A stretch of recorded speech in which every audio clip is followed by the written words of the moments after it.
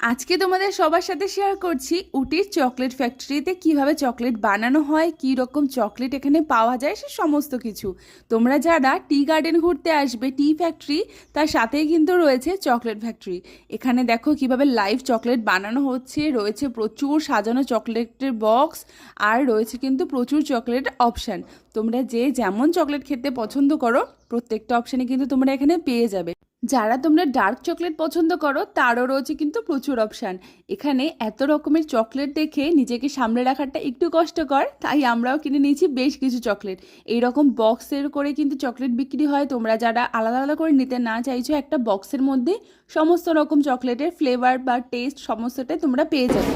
এখানে দোদাবেতা ট্রেডার্স থেকে এখানে একটা চকলেট ফ্যাক্টরি আছে টি ফ্যাক্টরির পাশেই। তো সেখান থেকে আমি চকলেটের দুটো বক্স কিনলাম, 400 গ্রাম করে 370 রুপিস পড়লো। তো আমি দুটো বক্স কিনলাম, টোটাল 400